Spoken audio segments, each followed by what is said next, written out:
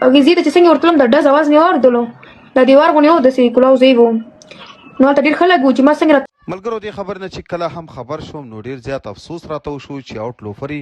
دا یو ګفټر په وجه باندې خپل ژوند له لاسه ورکړ. آوټ لوفره څنګه د یو ګفټر په وجه ووژل شوه که غواړئ چې تاسو یې هم په اړه پوه شئ نو ویډیو تر پایه وګورئ. د آوټ لوفري په اړه باندې تازه معلومات راغلل او ډیر د افسوس مقام دی چې ویل کیږي د هغې د مرګ تر شا د یو ګفټر لاس دی. ملګرو سړی اخر حیران شي چې دا دنیا کوم طرف ته روانه ده. مونږ خو روزانه په دې باندې ستړي شو چې تاسو ته وایو چې دا د ټیک ټاک دنیا ارزي دنیا ده یوه فراډي دنیا ده. همداسې له آوټ لوفري سره هم وشو چې د هغه د ټیک ټاک په وجه باندې له خپلو دوو بچو سره له خپل لومړي خاوند څخه طلاق اخلي او بیا له یو پولیس سره واده کوي او بیا همدا پولیس یې ټیک ټاک ته راوباسي او په همدې ټیک ټاک کې د ګندګیري او فحاشي په وجه باندې ښه ډېره زیاته مشهوره وایرل شي. نو کله چې دا پوه شي چې زه په همدې ګندګیري او فحاشي کې ښه ډېره زیاته وایرل شوم او پښتانه په همدې ګندګیري او فحاشي په وجه باندې ما ته لایک او فالو راکوي او د هغې نه وروسته بیا د دې په ژوند کې ګفټران راشي او همدا ګفټران بیا ورته وایي چې ته د خپل همدا خاوند پرېږده او له ما سره واده وکړه او زه به تا ته له همدې خاوند څخه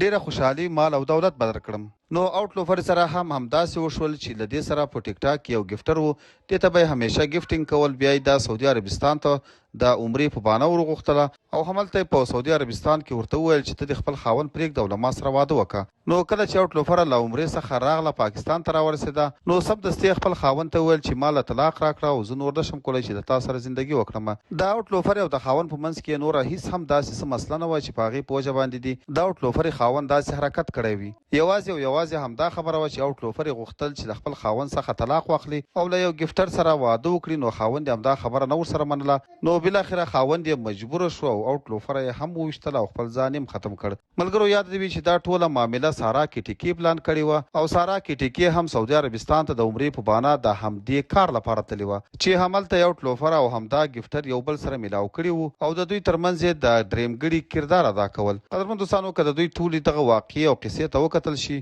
نو تر ټولو نه زیاته قصورواره همدا سارا کیټیکي پکې راځي. که د پاکستان پولیس کوشش وکړي او سارا کیټیکي راټینګه کړي نو د همدغه آوټ لوفر او د خاوند ذمهوار یې 100% سارا کیټیکي ده او سارا کیټیکي په اسلام آباد کې په همغه موقع هم موجوده وه کله چې د آوټ لوفري خاوند آوټ لوفره وژل او خپل ځان یې وژل. قدرمن دوستانو تاسو د دې په اړه څه نظر لرئ؟ خپل نظر به راسره په کمنټ کې خامخا شریک کړئ.